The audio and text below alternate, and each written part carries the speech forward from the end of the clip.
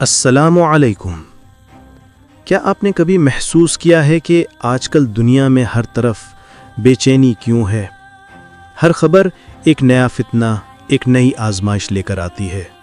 Social media سے لے کر سیاست تک ہر جگہ ایک عجیب سا ابال ہے۔ لیکن کیا آپ جانتے ہیں کہ ہمارے پیارے نبی حضرت محمد صلی اللہ علیہ وسلم نے آج سے 1400 سال پہلے ہی ان حالات کی پیشگوئی کر دی تھی؟ اور صرف پیشگوئی نہیں بلکہ نجات کا راستہ اور ایک خاص جگہ بھی بتا دی تھی۔ آج ہم ایک ایسی عظیم حدیث کے بارے میں بات کرنے والے ہیں جو آپ کی زندگی کا رخ بدل سکتی ہے۔ یہ روایت ہمیں فتنوں کے سیلاب میں ثابت قدم رہنے کا واحد راستہ بتاتی ہے۔ روایت کا اصل مضمون۔ یہ روایت صحابی رسول حضرت عبداللہ بن حوالہ ازدی رضی اللہ عنہ سے منقول ہے۔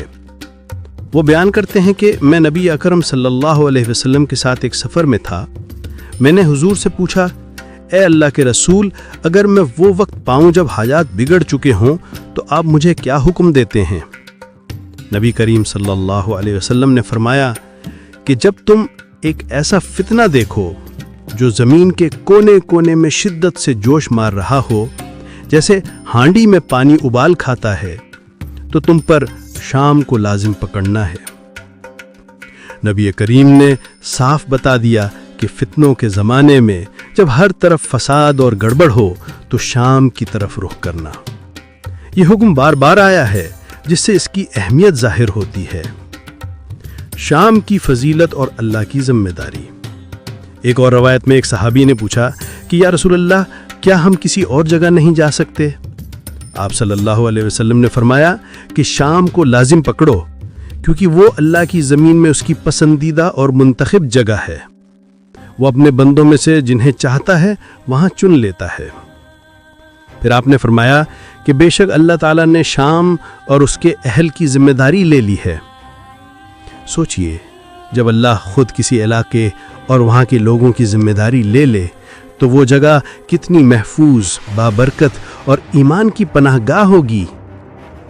ایک روایت میں آیا ہے کہ فتنوں کے زمانے میں عراق کے بہترین مسلمان شام کی طرف ہجرت کریں گے، جبکہ شام کے بدترین لوگ عراق کی طرف چلے جائیں گے۔ اس سے معلوم ہوتا ہے کہ فتنوں کے دور میں ایمان کی اکثریت شام میں جمع ہوگی۔ قیامت کی بڑی نشانیاں اور شام کا کردار۔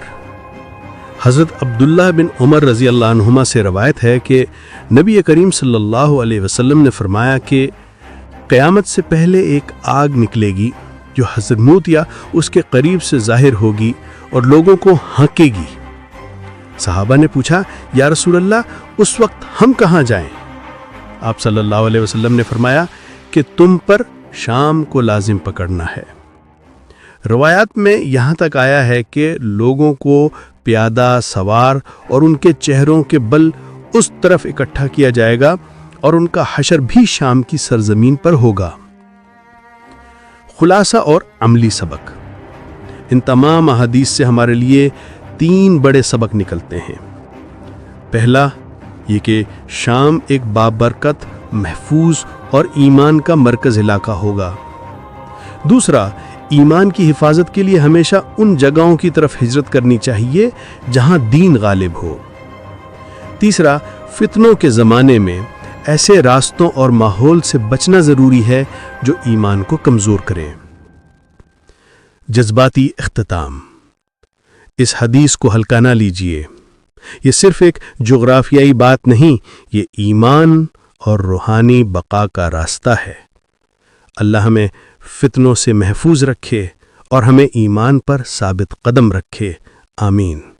اس میسج کو ضرور آگے بڑھائیں تاکہ زیادہ سے زیادہ لوگ اس نبوی ہدایت سے واقف ہو سکیں۔